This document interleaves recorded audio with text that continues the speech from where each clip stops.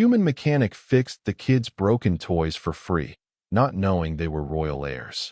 Before we dive into this story, drop a quick hi in the comments and tell me where you're watching from. It really helps support the channel. The sprawling space station Nexus 7 hung like a metallic spider in the void, its 8 massive arms extending outward from a central hub. In the lowest level of Arms 6, nestled between a noodle shop and a questionable pawnbroker, sat Blake Turner's repair shop, a humble establishment where the human mechanic spent his days fixing the discarded and broken items others deemed worthless. Blake wiped the sweat from his brow as he hunched over his workbench, carefully manipulating the inner workings of an antique music box. The space station's environmental controls never quite reached his corner of Nexus 7, leaving the shop perpetually too hot in the artificial summer and too cold in the artificial winter. Today was definitely summer. The constant hum of machinery provided a familiar backdrop to his work, punctuated occasionally by the hiss of his soldering iron or the soft click of his tools. At 34, Blake was something of an anomaly on the station. Most humans had abandoned traditional mechanical repair work generations ago, relying instead on automated systems and disposable goods. But Blake had learned from his grandfather, who had learned from his grandfather before him, that there was value in understanding how things worked with your own hands. A philosophy that had become increasingly rare in a galaxy where most species considered the discarding of broken items to be the only logical choice. Just a little more, he muttered to himself, his calloused fingers delicately adjusting a spring mechanism. The music box had belonged to Mrs. Kravitz, an elderly widow from Level 3 who treasured it as a reminder of her homeworld. Blake had promised to have it working by tomorrow, and he prided himself on keeping his promises. As the tiny gears finally caught and began to turn smoothly, a soft melody filled the shop. Blake allowed himself a small smile of satisfaction. He set the music box aside to play through its song cycle, ensuring everything functioned correctly before he closed it up. The shop's entrance chime sounded, a simple bell attached to the door that Blake preferred over the electronic alternatives. He looked up, expecting to see one of his regular customers, perhaps Mr. Grexel needing another repair on his outdated air purifier. Instead, Blake found himself staring at 2 children standing uncertainly in the doorway. At least, he assumed they were children. With so many different species inhabiting Nexus 7, it wasn't always easy to tell. These 2 appeared to be Alturians, a humanoid species with subtle differences from humans. Their skin had a faint bluish tinge, their eyes were slightly larger than human norm, and they had a delicate ridge of cartilage where humans had eyebrows. The taller one appeared to be around 10 standard years, while the smaller couldn't have been more than 6. Both wore simple gray jumpsuits, a common sight among the station's working-class residents. Their clothing showed signs of wear, but was clean and well-maintained. What caught Blake's attention, however, was the broken toy the smaller child clutched protectively against her chest. "Can I help you?" Blake asked, setting aside his tools and giving the children his full attention. The older child, a boy, stepped forward slightly. "My sister's hover racer broke," he said, his voice carefully controlled. "We heard you fix things." Blake nodded, noting the way the boy's stance subtly shifted to place himself between Blake and the younger child. Protective, cautious, the body language of someone who had learned to be wary of strangers. "I do fix things," Blake confirmed, keeping his voice gentle. "Would you like me to take a look at the hover racer?" The little girl looked up at her brother, who gave her a small nod. She stepped forward reluctantly and held out the toy. It was a miniature replica of a racing vehicle, the kind used in the popular galactic speed trials that were broadcast throughout the known systems. This model was at least 5 years out of date, but had once been a premium toy, with working hover capability and light effects. Blake accepted it carefully, noting the way the girl's fingers lingered on the toy before fully releasing it. "What's wrong with it?" he asked. "It won't fly anymore," the girl said softly. "And the lights don't work." Blake nodded, examining the toy.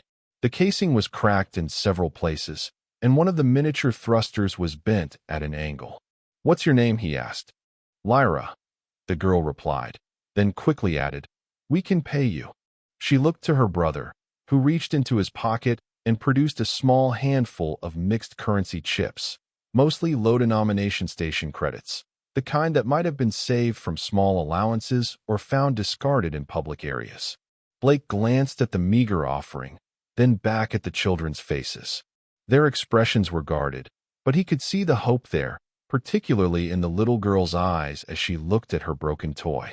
"Tell you what," Blake said, setting the hover racer on his workbench. "Why don't you leave this with me for a bit, and I'll see what I can do. No charge." The boy's expression immediately turned suspicious. Why would you fix it for free? It was a fair question in a place like Nexus 7, where very little came without cost. Blake shrugged. "Because I enjoy fixing things. And because everyone deserves to have something that makes them happy." He gestured around his cluttered shop. "Besides, I've got plenty of business. I can afford to do a good deed now and then." The boy still looked unconvinced, but the girl tugged at his sleeve. "Please, Darun," she whispered, though not quietly enough that Blake couldn't hear. "I really won't," whisper back. The boy, Darun, hesitated a moment longer, then gave a reluctant nod. "How long will it take?" he asked Blake. Blake examined the toy again, mentally cataloging what needed to be repaired. "Come back in 2 hours," he said. "I should have it ready by then." After the children had gone, Blake turned his attention to the hover racer. Upon closer inspection, the damage was extensive but fixable. The power cell had been improperly recharged too many times, resulting in decreased capacity. The hovering mechanism had a broken stabilizer, and several of the internal circuits had corroded, likely from exposure to moisture at some point. As Blake worked, he found himself wondering about the 2 Alturian children. They didn't appear neglected. Their clothes were clean, they seemed healthy, but there was something in their demeanor that spoke of hardship. The way they had offered their small savings without hesitation, the protective stance of the older brother, the worn but treasured nature of the toy itself. Nexus 7 was home to over 1 million residents from hundreds of species, with social structures ranging from the ultra-wealthy in the upper levels to those barely scraping by in the lower arms. Blake had lived on the station his entire life and had learned to read the subtle indicators of where someone fell in that spectrum. These children were somewhere in the middle-lower range, he guessed. Not impoverished, but certainly not affluent. 2 hours of careful work later, Blake sat back and surveyed his handiwork.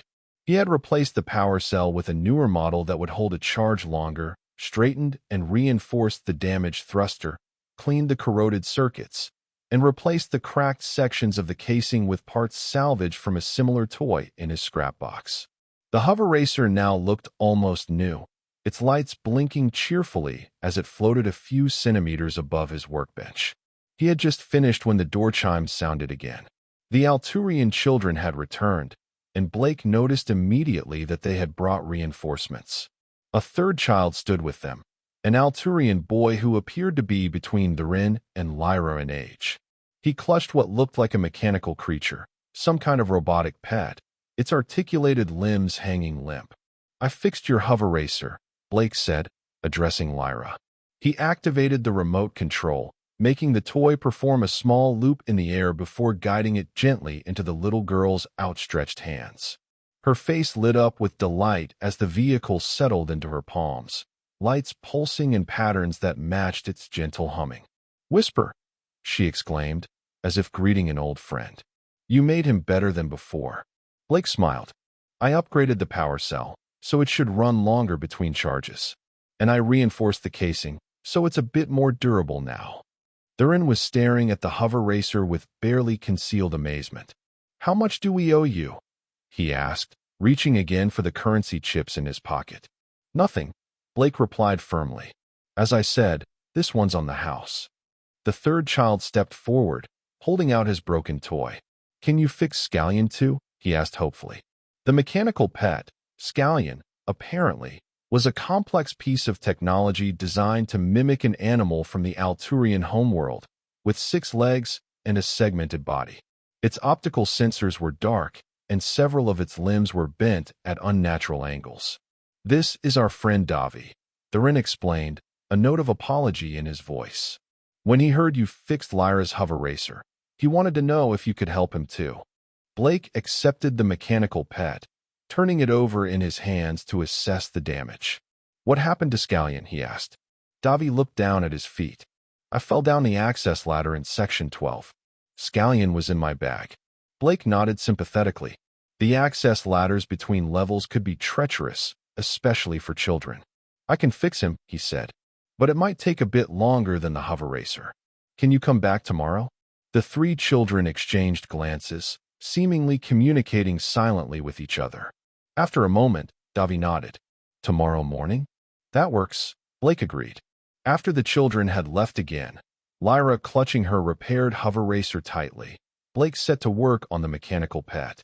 It was a significantly more complex toy than the hover racer, with advanced AI programming and delicate servo motors controlling its movements.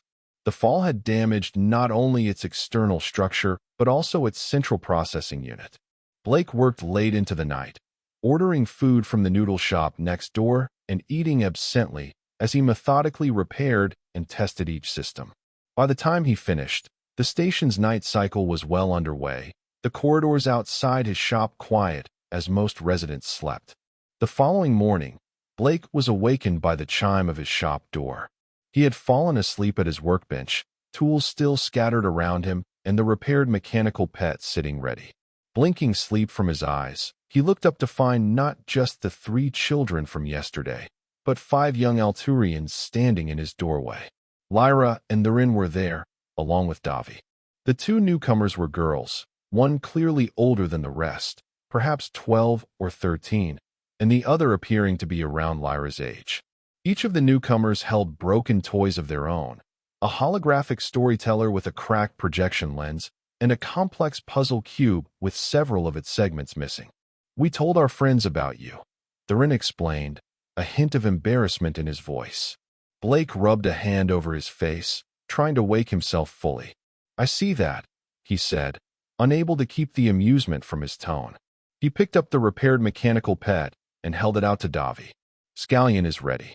The boy's face lit up as the pet immediately recognized him, its optical sensors glowing a warm purple as it chirped and moved its legs in an excited pattern. He remembers me, Davi exclaimed, delighted. Of course he does, Blake replied. I was careful not to damage his memory banks. I also reinforced his limbs and upgraded his balance stabilizers, so he should be better at handling falls now, though I wouldn't recommend testing that too often. As Davi happily reunited with his mechanical pet, the older girl stepped forward.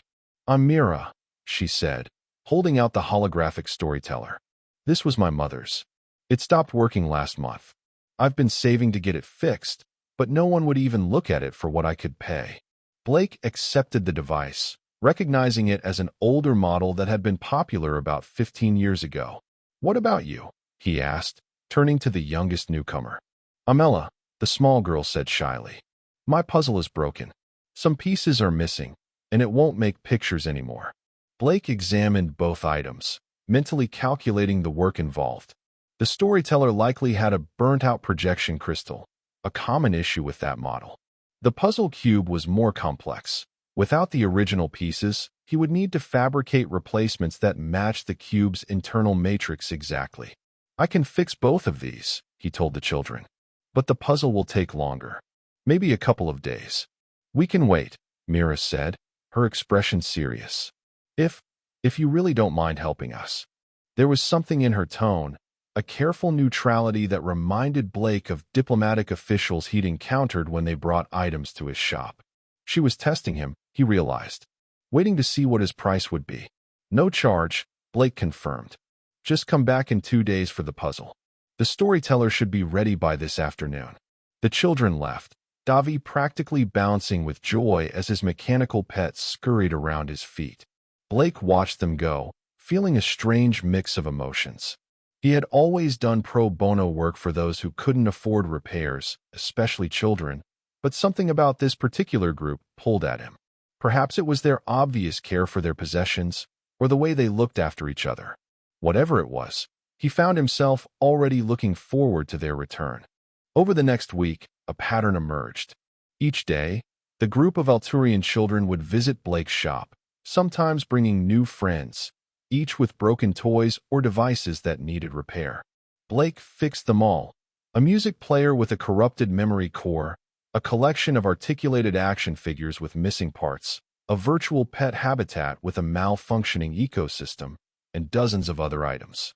The children were unfailingly polite and grateful, always offering what payment they could, which Blake consistently refused. They never stayed long, always seeming slightly hurried, as if they weren't supposed to be there. Blake never pressed for details about their lives, respecting their privacy while enjoying their brief visits and the challenge of repairing their treasured possessions. On the 8th day, as Blake was putting the finishing touches on a miniature gravity manipulator that created floating sculptures, he heard his door chime. Expecting to see his now familiar group of young Alturians, he looked up with a smile that quickly faltered. Standing in the doorway were 4 adults. 2 were Alturians, dressed in the distinctive dark blue uniforms of the Alturian Diplomatic Corps, their posture rigid and formal. The other 2 were clearly security personnel, 1 human and 1 Denibian, both wearing the insignia of the station's elite guard, a division that typically only handled high-profile visitors or security concerns. Blake set down his tools slowly, a feeling of unease settling in his stomach. "Can I help you?" he asked, his voice carefully neutral. The female Alturian stepped forward. "Are you Blake Turner?" she asked, her tone clipped and professional. "I am," he confirmed. "I am Commander Celine Tiranis of the Alturian Diplomatic Security Division," she said. "We need to speak with you regarding your recent interactions with several Alturian children." Blake's unease deepened. "Have I done something wrong?" he asked, mentally reviewing his interactions with the children. He had never kept them in his shop for long, had never asked personal questions, had never done anything that could be construed as inappropriate. "That remains to be determined," Commander Tiranis replied. "We understand you have been repairing items for these children without compensation." "What?" The question caught Blake off guard.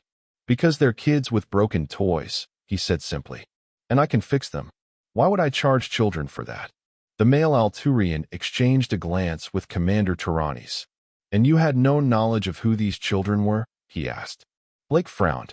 "They're Alturian kids who live somewhere on the station. They told me their names. Beyond that, no, I don't know anything about them. Should I?" Commander Tiranis' expression remained unreadable. "Mr. Turner, the children you have been assisting are not ordinary station residents. They are the royal heirs of the Alturian Commonwealth, including Crown Princess Lyra and Prince Therin." Blake stared at her, certain he had misheard. "I'm sorry, what?" "The Alturian royal family is currently on a diplomatic tour of the Central Systems," the male Alturian explained. "Nexus 7 is hosting them for a month-long summit. The royal children and their companions, all children of high-ranking officials, have been exploring the station without proper supervision." Blake's mind raced as he processed this information. The simple clothes, the careful demeanor, the way they always seemed in a hurry, it all suddenly made sense. They had been sneaking away from their handlers, disguising themselves as ordinary station children. "I had no idea," he said honestly. "They just seemed like normal kids with broken toys." "That much is becoming clear," Commander Tiranis said, her tone softening slightly. "However, you must understand our concern when we discovered that the royal heirs were regularly visiting an unknown human shop in the lower levels." Blake nodded slowly. "I understand. But I assure you, all I did was fix their toys." "So we have been told," the male Alturian said, most insistently, by Princess Lyra herself. A new voice spoke from the doorway. He made Whisper fly again. Blake looked past the security personnel to see Lyra standing there, flanked by 2 more Alturian guards. She was no longer wearing the simple gray jumpsuit, but instead was dressed in an elegant blue and silver outfit that marked her unmistakably as royalty. A small circlet rested on her brow, embedded with gems that caught the light. At her side, floating perfectly, was the hover racer Blake had repaired. "Your Highness," Commander Tiranis said, her tone immediately deferential as she and the other officials bowed deeply. You were instructed to remain in the diplomatic quarters. I wanted to make sure you didn't scare Mr. Blake, Lyra said, her chin lifting with a hint of the regal bearing that had been absent in their previous interactions. He helped us when no one else would. Blake stared at the little girl, the princess, trying to reconcile the two images in his mind. The shy child clutching a broken toy, and this poised young royal seemed like entirely different people. Princess Lyra turned to Blake. The other repair shops on the upper levels said our toys were too old to fix. They wanted us to buy new ones instead. But you fixed them, and you made them better. She looked down at the hover racer. And you didn't even want money. Blake found himself at a loss for words. It was nothing really. Just doing what I enjoy. The male Alturian cleared his throat. Nevertheless, Mr. Turner, the royal family wishes to express their gratitude. Your assistance to the princess and the other children has not gone unnoticed. Durin says you're coming to dinner, Lyra announced, with the absolute certainty of someone accustomed to having their statements treated as fact. At the embassy. Tonight. Commander Tyrannis looked like she wanted to object, but thought better of it. If that would be acceptable to you, Mr. Turner, she said instead. The royal family would be honored by your presence. Blake looked from the commander to Princess Lyra, whose expression had shifted back to that of a hopeful child. I would be honored, he said finally. Excellent, the male Alturian said. I am diplomatic attaché Valen. I will return at 1800 hours station time to escort you to the Alturian embassy on level 1. As the security personnel prepared to leave with Princess Lyra, the little girl darted forward suddenly, evading the grasp of her guards. She reached Blake's workbench and carefully set down her hover racer. Whisper needs a checkup, she said solemnly. Can you make sure he's okay while I'm at my lessons? Blake nodded, equally solemn. Of course, Your Highness. I'll take good care of him. Princess Lyra smiled then, the same unguarded smile she had given when Blake had first repaired her toy. Thank you, Mr. Blake, she said, before allowing herself to be led away by the guards. After they had gone, Blake sat heavily on his stool, staring at the hover racer on his workbench. Royal Heirs. He had been fixing toys for Royal Heirs. His communication panel chimed, indicating an incoming message. Blake activated it to find Mrs. Kravitz's anxious face. Blake, dear, she said without preamble. There are rumors all over level 3 that you've been summoned to the Alturian embassy. Is everything all right? News traveled fast on Nexus 7. Everything's fine, Mrs. Kravitz, he assured her. Just a misunderstanding that's been cleared up. Oh, thank goodness, she replied. When I heard the elite guard had visited your shop, I feared the worst. You're such a good boy, always helping people. I told Mr. Grexel there had to be a mistake. Blake thanked her for her concern and ended the call, only to have the panel chime again immediately. This time, it was Mr. Grexel himself, followed by 3 more of Blake's regular customers, all calling to express concern or curiosity about the elite guard's visit. By the time Attaché Valen returned to escort him to the embassy, Blake had received no fewer than 27 calls and had to close his shop early just to have time to shower and find his one good outfit, a simple dark blue suit that he kept for rare formal occasions. The Alturian embassy occupied an entire section of level 1, the most prestigious area of Nexus 7. As Valen led Blake through its ornate entrance, he found himself surrounded by more luxury than he had seen in his entire life. The walls were adorned with what appeared to be genuine artwork from across the galaxy. The floors were covered in plush carpeting that muffled their footsteps, and the lighting came from actual crystal fixtures that scattered rainbows across the ceiling. Servants, or perhaps diplomatic staff, Blake wasn't entirely sure, moved efficiently through the corridors, barely glancing at him as Valen led the way deeper into the embassy. Finally, they reached a set of double doors guarded by 2 Alturians in ceremonial armor. The royal family awaits in the private dining chamber, Valen informed Blake. You will be presented to King Orion and Queen Aria, as well as their children and the other noble youths. Remember to bow and address them as Your Majesty for the King and Queen, and Your Highness for the royal children. Blake nodded, suddenly nervous. He was a mechanic from the lower levels of the station. He fixed things. He didn't dine with royalty. The doors swung open, and Valen announced formally, "Blake Turner of Nexus 7, by royal invitation." Blake stepped into a room that was surprisingly smaller and more intimate than he had expected. A round table occupied the center, set with elegant but not overly ostentatious dinnerware. Seated around it were the children he had come to know over the past week, all dressed in formal attire that marked their noble status, along with two adults who could only be the king and queen. King Orion rose from his seat, a tall, imposing figure with the same blue-tinged skin as his children, though his had the slight opalescence that Blake knew came with Alturian age. "Mr. Turner," he said, his voice deep and resonant, "we are pleased to finally meet the man who has shown such kindness to our children." Blake bowed deeply, as Valen had instructed. "Your Majesty, the honor is mine." Queen Arya, seated beside her husband, inclined her head gracefully. She had the same delicate features as Princess Lyra, though her eyes held a wisdom that spoke of years of diplomatic experience. "Please, join us," she said, gesturing to an empty seat between Durin and Davi. As Blake took his seat, he was struck by the transformation in the children. Gone were the hesitant, cautious youths who had visited his shop. In their place were poised young nobles, sitting straight-backed and dignified. Only their eyes remained the same, watching him with the same curiosity and warmth he had come to recognize. "Our children have told us much about you," Queen Arya said as servants began to serve the first course.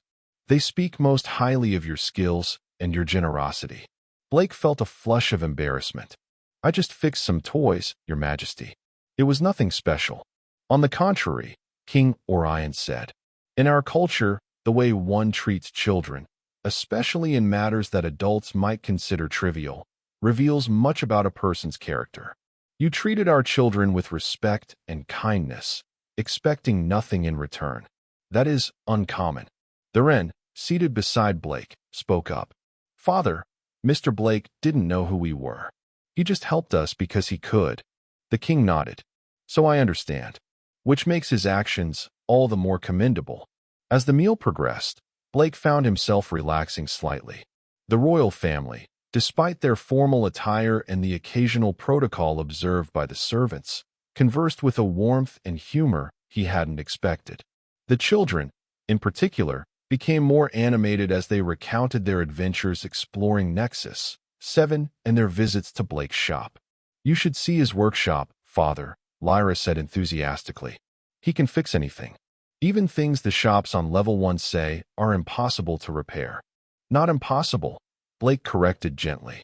"Just not profitable for them. Most repair shops focus on quick, high-volume work. Complex repairs take time, which cuts into profit margins." King Orion studied Blake with interest.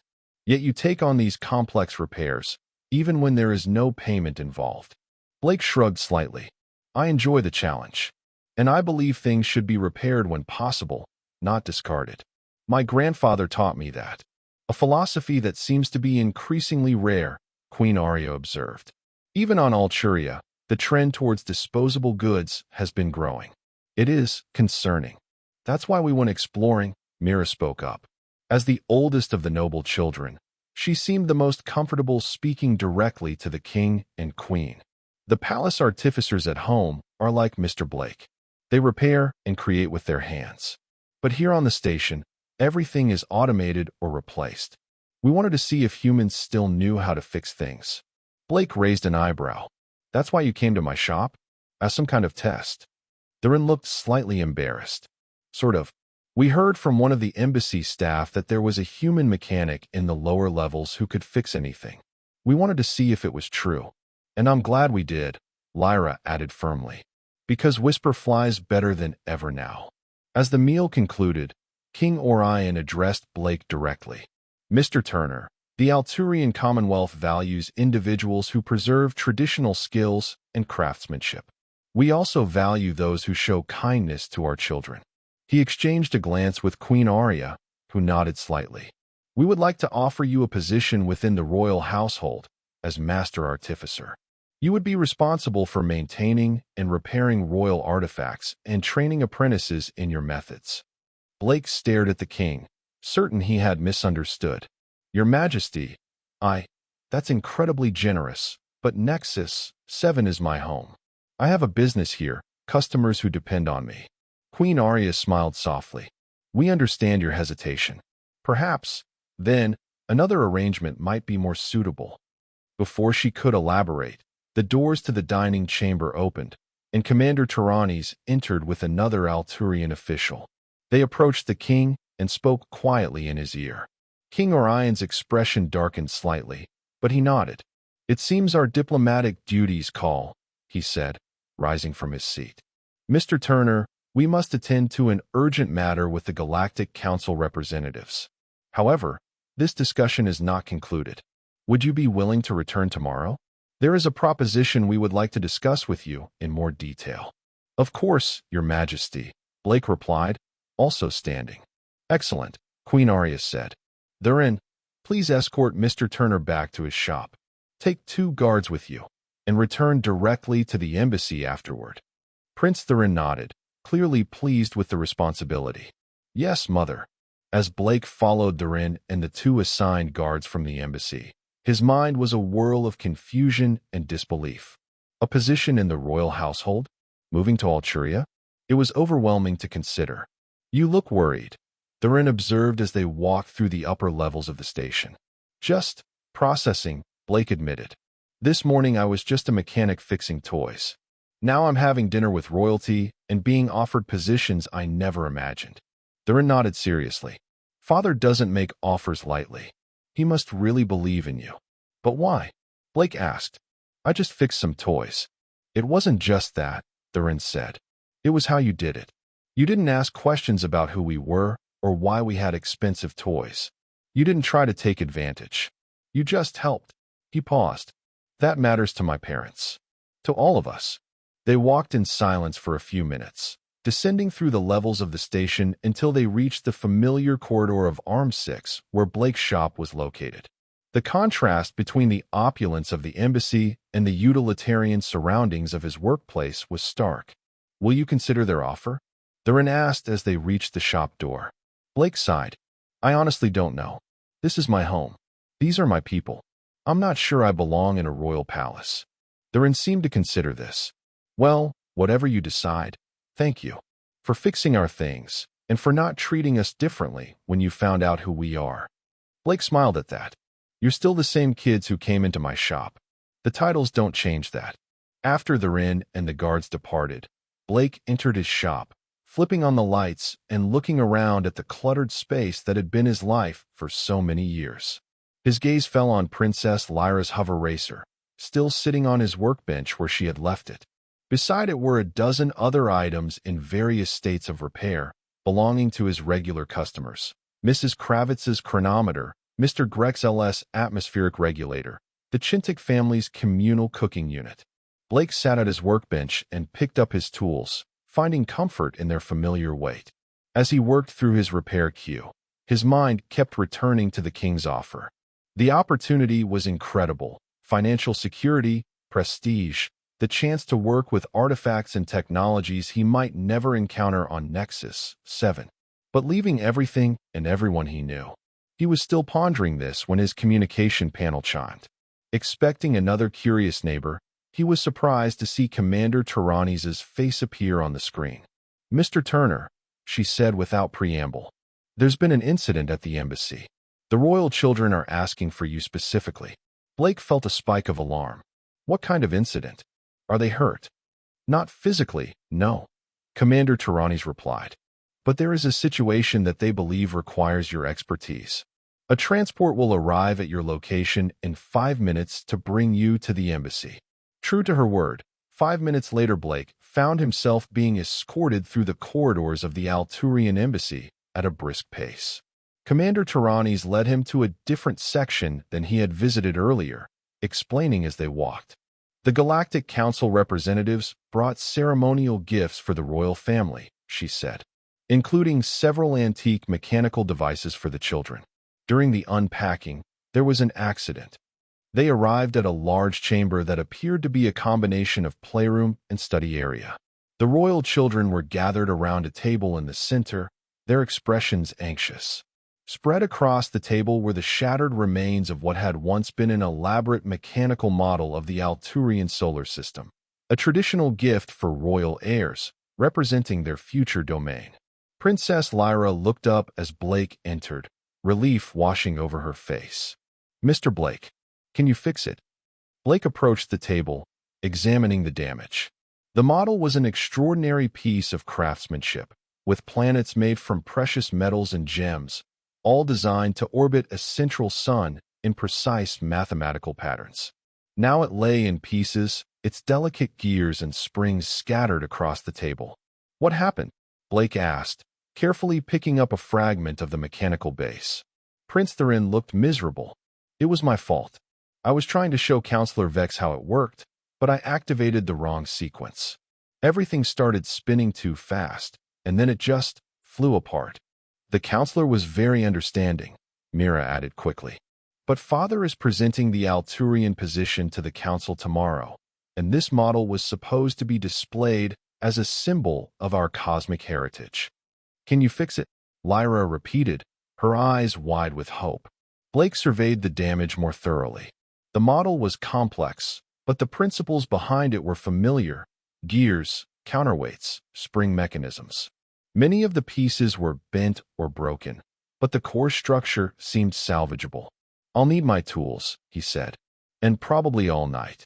Whatever you require will be provided," Commander Tyrannes assured him. Within minutes, servants had brought Blake's entire tool collection from his shop, along with additional materials he might need. As Blake began the painstaking process of sorting through the pieces and assessing what could be salvaged, the children gathered around to watch. Even Commander Tyrannes remained, her earlier suspicions seemingly replaced by curiosity. "How did you learn to do this?" she asked as Blake carefully straightened a bent planetary orbit arm. "My grandfather was a mechanic on the first generation of deep space habitats," Blake explained, not looking up from his work. He believed that understanding how things work was the most valuable skill a person could have. "He taught my father, who taught me." Hours passed as Blake methodically rebuilt the model, piecing together the intricate mechanism that drove the planetary orbits. The children took turns assisting him, fetching tools or holding parts in place as he worked. Even Commander Tyrannes occasionally offered a steady hand when delicate alignment was required. As the station's night cycle progressed, the younger children eventually succumbed to exhaustion and were led away to their beds. Only Theron and Mira remained, watching intently as Blake entered the final stages of the repair. "This is magnificent craftsmanship," Blake murmured as he reassembled the central timing mechanism. "It's designed to last for generations if properly maintained. It belonged to my great-grandfather," Theron said. "It's been passed down to each heir when they reach maturity. Father was going to present it to me officially next year." Blake glanced up, understanding the weight of responsibility the young prince felt for damaging such an heirloom. "Well, he still can," he said, carefully connecting the final gears. "It just needed a little help getting back on track." As dawn approached, Blake made the final adjustments to the model. The central sun, crafted from gold and amber, was now properly aligned with the 9 planets of the Alturian system, each suspended on nearly invisible filaments and balanced to orbit in perfect harmony. "It's time to test it," Blake said, stepping back from the table. "Theron, would you like to do the honors?" The young prince hesitated, then nodded resolutely. He approached the model and carefully turned a small key at its base. For a moment, nothing happened. Then, with a soft whirring sound, the mechanism engaged. One by one, the planets began to move, tracing their orbits around the central sun in a dance that was both mathematically precise and breathtakingly beautiful. "You did it," Mira breathed, watching as the model performed flawlessly. "We did it," Blake corrected, including both children in his gesture. "I couldn't have done it without your help." Commander Tyrannes, who had remained silent as the model activated, now spoke. "The king and queen will want to know of this success immediately. Prince Theron, Lady Mira, please go to your quarters and prepare for the day's activities. Mr. Turner, if you would come with me. Blake followed the commander through the embassy, aware that he had been awake for nearly 24 hours and was running purely on adrenaline and determination. They arrived at what appeared to be a private study, where King Orion was reviewing documents at an ornate desk. Your Majesty, Commander Tyrannes announced, Mr. Turner has successfully restored the celestial model. King Orion looked up, surprise and pleasure evident in his expression. Already? That's remarkable. Your children were instrumental in the repair, Blake said, wanting to ensure they received due credit. Especially Prince Theron. He was determined to make things right. The king's expression softened at the mention of his son. I'm glad to hear it. Responsibility for one's actions is an important lesson for a future king. He gestured for Blake to sit. You must be exhausted. Blake nodded, sinking gratefully into the offered chair. It was worth it, Your Majesty. The model is truly extraordinary. The craftsmanship is unlike anything I've seen. It has been in our family for 7 generations, King Orion confirmed. Created by the royal artificer during the reign of my great-great-great-grandfather. Which brings me to the proposition I mentioned last night. Blake straightened, pushing aside his fatigue to focus on the king's words. The royal family maintains a presence on various key locations throughout the galaxy, King Orion explained. Including here on Nexus 7. We have been searching for someone to serve as the station artificer, responsible for maintaining royal artifacts when we visit, as well as serving as a cultural ambassador of sorts, preserving traditional crafts and skills. Blake blinked, processing this information. You want me to stay on Nexus 7? Not relocate to Alturia? King Orion smiled. We observed your reaction to the offer of a position in the royal household. It was clear that leaving your home was not appealing to you. This arrangement would allow you to continue your work here, while also serving the Commonwealth. You would receive a royal stipend, access to resources and materials, and the protection of our diplomatic status. And in return? Blake asked, certain there must be conditions attached to such generosity. In return, you would maintain certain royal artifacts kept in our embassy here, be available when the royal family visits the station, and, most importantly, establish an apprenticeship program to pass on your skills to the next generation. The king leaned forward slightly. Our children were correct when they observed that traditional mechanical skills are becoming rare. We value these abilities and wish to preserve them. Blake considered the offer. It was far more appealing than relocating to Alturia. He could maintain his shop, continue serving his regular customers, and yet also have the security and resources of royal patronage. And the apprenticeship program, that resonated deeply with him, with the values his grandfather had instilled.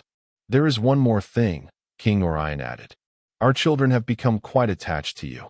They would be most disappointed if you were not available during their future visits to the station. Blake smiled at that.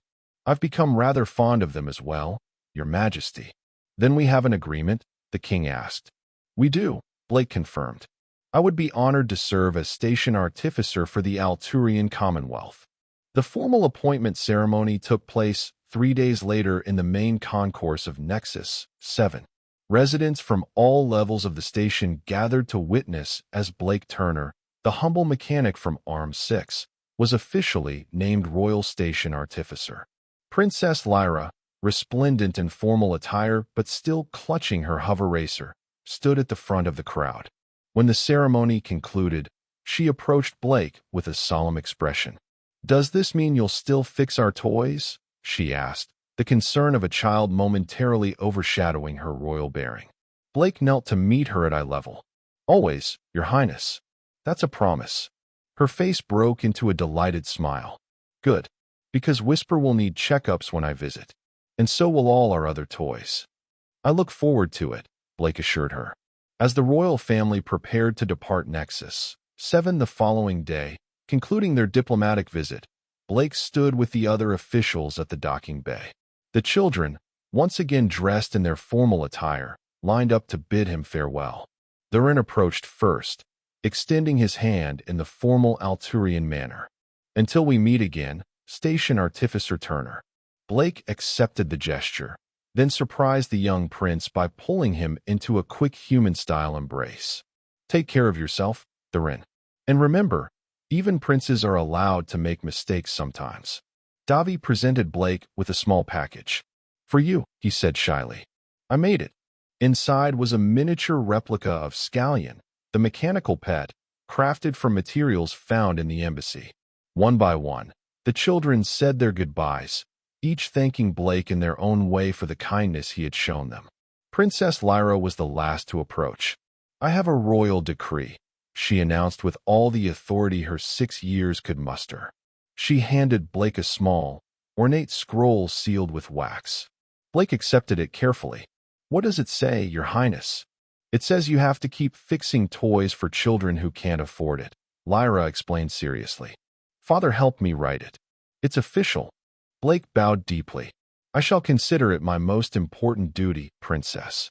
As the royal entourage boarded their ship, Blake stood with the other station officials, watching as the vessel smoothly departed from the docking bay. His life had changed dramatically in the span of just 2 weeks, all because he had fixed a broken toy for a child who needed help. Back in his shop, which now bore the official seal of the Alturian Commonwealth beside his own humble sign, Blake returned to his workbench. Mrs. Kravitz's chronometer still needed adjusting, and Mr. Grex's atmospheric regulator had developed a new rattle that required investigation. As he worked, he noticed a small Alturian girl standing hesitantly in his doorway. She wasn't royalty, just one of the many Alturian residents of the station, and she clutched a tattered stuffed animal with a torn seam. Can you fix him? She asked timidly, holding out the toy. Blake smiled, setting aside his tools. Of course I can, he said, gesturing for her to come in. Tell me about your friend there. As the little girl launched into an elaborate explanation about her stuffed companion, Blake listened attentively. Royal heirs or everyday station children. In the end, they were all just kids who needed someone to care enough to fix what was broken. And that was the end of the story. If you listened all the way to here, don't forget to leave feedback about what you thought of the story in the comments, whether positive or negative. Your feedback helps us improve. Also leave your like and subscribe to the channel for more stories like this one. And I'll leave here on the screen another video that I'm sure you'll like. Big hug, and see you in the next story.